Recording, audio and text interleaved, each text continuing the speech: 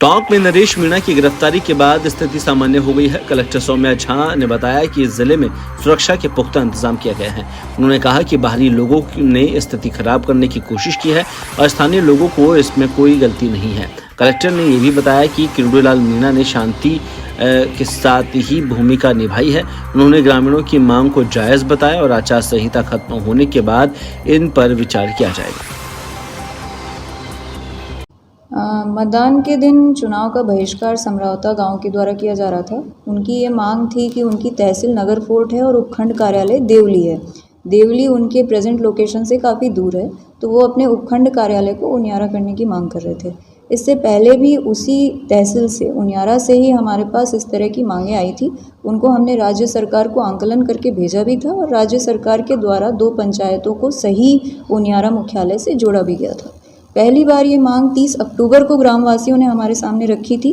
Unfortunately उस समय आचार संहिता प्रभावी थी, तो एसडीएम ने उनको यही आश्वासन दिया था कि आचार संहिता के बीच में तो हम आपकी मांग आगे नहीं भेज सकते, आचार संहिता के बाद हम आपकी मांग को आगे उठाएंगे और जो भी प्रक्रिया होगी उसको पूरा करके आपकी मदद करेंगे। ग्रामवासी उस समय तैयार भी हो गए थे, परंतु 13 तारीख को ग्रामवासियों ने बहिष्कार का निर्णय लिया, जो कि उनका राइट है, वो चाहें तो बहिष्कार कर सकते हैं। उस समय कैंडिडेट ने उनके साथ बैठ के उसको थोड़ा सा ज़्यादा खराब रूप दे दिया। हुआ ये थी कि कोई भी मतदाता मत का प्रयोग नहीं कर सकता है। मैंने उनसे बात करने की कोशिश की, 6 बार मैंने उनको मिस्ड कॉल किए, लेकिन उन्होंने फ़ोन नहीं उठाया। फिर मैंने अपने एरिया मजिस्ट्रेट जो कि एसडीएम मालपुरा थे उनको मौके पे भेजा। उन्होंने भी उनसे बातचीत करने की कोशिश की, उनको ये समझाने की कोशिश की कि आचार संहिता के दौरान तो हम लिखित में कुछ भी नहीं दे सकते, बाद में हम इनका आवेदन आगे बढ़ाएंगे। उनके द्वारा भी नहीं सुना गया। फिर उन्होंने मेरे से बात कराने की कोशिश की और फ़ोन भी ऑन किया और स्पीकर पे भी डाला, लेकिन फिर भी उनके द्वारा कोई भी रिस्पांस नहीं दिया गया। कंटिन्यूअस उनकी यही मांग थी कि कलेक्टर यहाँ आके लिखित में आश्वासन दे। लिखित में आश्वासन देना बिल्कुल भी पॉसिबल नहीं है, क्योंकि जब हम चुनाव ड्यूटी पे होते हैं तो सरकार या किसी एक पार्टी की तरफ से हम कोई भी लिखित आश्वासन नहीं दे सकते, वो एक इलेक्टोरल ऑफेंस माना जाता है। ये चीज़ मैं समझाने का बार बार प्रयास कर रही थी, लेकिन उनका एक ही मुद्दा था कि आके लिखित आश्वासन दिया जाए। बीकानेर पहुंचने पर पचपदरा विधायक अरुण चौधरी और उनके पिता अमराराम चौधरी का बीकानेर रेलवे स्टेशन पर स्थानीय लोगों और बीजेपी कार्यकर्ताओं ने जोरदार स्वागत किया। इस दौरान अरुण चौधरी ने मीडिया से बात करते हुए उपचुनाव में बड़ा दावा किया और साथ ही इस मौके पर अरुण चौधरी से बात की हमारे संवाददाता के सिंह ने। राजस्थान के पूर्व मंत्री अमराराम और तो मौजूदा पंचपदरा के विधायक अरुण जी हमारे साथ हैं, बीकानेर रेलवे स्टेशन पर हैं। बात करते हैं, सर क्या कहेंगे, फिलहाल जो सरकार जो चल रही है, सरकार के कामकाज को, चूंकि आप पुराने व्यक्ति हैं, पुराने मंत्री रहे हैं, क्या कहेंगे? ऐसा है, जो सरकार में अभी तो बाई इलेक्शन हुए हैं और कामकाज जो हो रहे हैं वो अच्छे काम हो रहे हैं।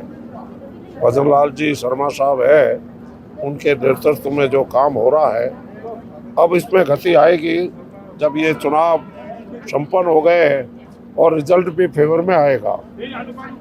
पुराने और वरिष्ठों को एक तरह से साइडलाइन कर दिया गया, क्या ऐसा माने? ऐसा है, ये तो अपनी अपनी सोच है, मैं तो अब क्या कहूँ, वो अपनी सोच से चल रहे हैं। पुराने तो जो है वो सुंदरा जी का राज था, वो तो दी बेस्ट राज था और अभी भी बेस्ट है, आप सभी जानते हो।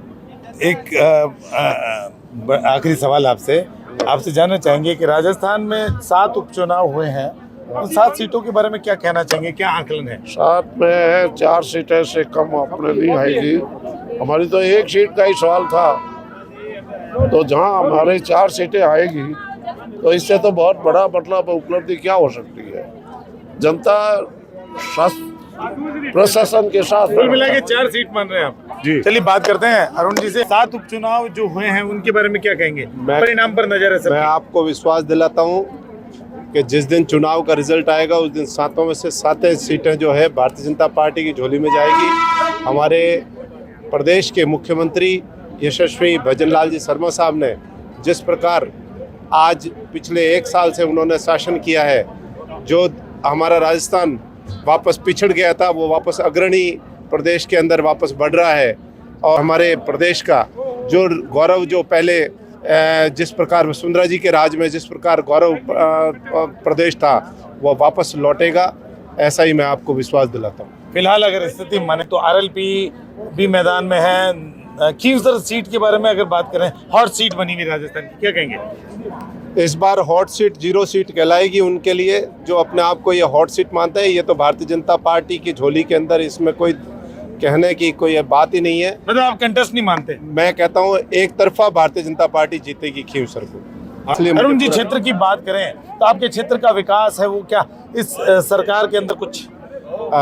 मेरे क्षेत्र के अंदर जिस प्रकार बजट के अंदर भी पेट्रोलियम हब के रूप में विकसित करने के लिए राजस्थान के यशस्वी मुख्यमंत्री ने घोषणा की है, और मुझे यह भी आपको विश्वास दिलाता हूँ आने वाले समय के अंदर मेरा जो क्षेत्र पचपदरा विधानसभा है वह पूरे प्रदेश के अंदर नंबर 1 की तरह एक कीर्तिमान स्थापित करेगा। तो देखिए, तमाम 7 सीटों पर जीतने का जहां पचपदरा के विधायक अरुण जी कह रहे हैं कि 7 सीटें जीत रहे हैं भारतीय जनता पार्टी, तो वहीं बात करें तो पूरे राजस्थान, एक तरह से राजस्थान भर में सरकार के अच्छे कामकाज कहे जा सकते हैं। बयाना के सराय गली मोहल्ले में स्थित चांदना निवास में बीती रात भगवान शालिग्राम और माता तुलसी का विवाह समारोह बड़ी धूमधाम से संपन्न हुआ। इस आयोजन में न केवल स्थानीय लोग बल्कि देश के विभिन्न राज्यों से श्रद्धालु पहुंचे थे। राधेश्याम चांदना दंपति द्वारा आयोजित इस विवाह समारोह में पंडितों ने वैदिक मंत्रोच्चारण के साथ सभी विधि विधान से विवाह संपन्न करवाया। कन्यादान की रस्म के दौरान श्रद्धालुओं में भारी उत्साह रहा। सभी ने इस आयोजन को बड़ी श्रद्धा के साथ देखा और सम्मिलित हुए। श्रद्धालुओं का मानना था कि ऐसे आयोजनों से घर परिवार में सुख समृद्धि आती है, सभी कष्ट दूर होते हैं। बयाना में गुरु नानक देव जी का 555वां प्रकाश पर्व धूमधाम से मनाया गया। गुरु सिंह सभा गुरुद्वारा में आयोजित कार्यक्रमों में हजारों श्रद्धालुओं ने भाग लिया। वहीं गुरुद्वारा को भव्य रूप से सजाया गया था। गुरु ग्रंथ साहिब का पाठ, शबद कीर्तन, अन्य धार्मिक अनुष्ठान आयोजित किए गए। गुरु के अटूट लंगर का आयोजन किया गया था। साथ ही गुरु सिंह सभा के अध्यक्ष सरदार इंद्रजीत सिंह मग्गो ने बताया कि इस आयोजन का उद्देश्य गुरु नानक देव जी के संदेशों को फैलाना और समुदाय में भाईचारा बढ़ाना है। नानक देव जी के 555वें प्रकाश पर्व के उपलक्ष्य में गुरुद्वारा सिंह सभा में विभिन्न कार्यक्रमों का आयोजन किया गया, जिसमें प्रातः पाठ, अखंड पाठ साहब की समाप्ति हुई। उसके उपरांत कीर्तन दरबार कराया गया और गुरु का लंगर अटूट बरताया गया। झालावाड़ जिले के गंगधार में मल्हारगंज बाईपास पर बनी करोड़ों रुपए की सरकारी आवास कॉलोनी का लाभ अभी तक स्थानीय लोगों को नहीं मिल पाया है। प्रधानमंत्री आवास योजना के तहत बनाई गई इस कॉलोनी में गरीब और मध्यम वर्ग के परिवारों को सस्ते मकान दिए जा रहे थे। स्थानीय लोगों का कहना है कि सरकार के वादे खोखले साबित हो रहे हैं। स्थानीय अधिकारियों की लापरवाही के कारण उन्हें अभी तक आवास नहीं मिला है। लोग इस योजना को जल्द से जल्द लागू कराने की मांग कर रहे हैं। वहीं प्रशासन का कहना है कि जल्द ही कॉलोनी में आवास वितरण शुरू होगा। हालांकि स्थानीय लोगों का विश्वास प्रशासन से उठ चुका है। डीडवाना में एक निजी बस के इंजन में खराबी आने से हादसे का खतरा पैदा हो गया। अजमेर से सुजानगढ़ आ रही एक बस लाडनू रोड पर कलेक्टर आवास के पास ही थी, जहां पर धुआं निकलने लगा। चालक ने तुरंत बस को रोककर सभी यात्रियों को सुरक्षित बाहर निकाला। इसके बाद एक दूसरी बस में व्यवस्था कर यात्रियों को उनके गंतव्य स्थान तक पहुंचाया गया। गनीमत रही कि कोई हादसा नहीं हुआ। इस दौरान घटना पर स्थानीय प्रशासन ने बस के इंजन को सीज किया और मामले की जाँच शुरू कर दी।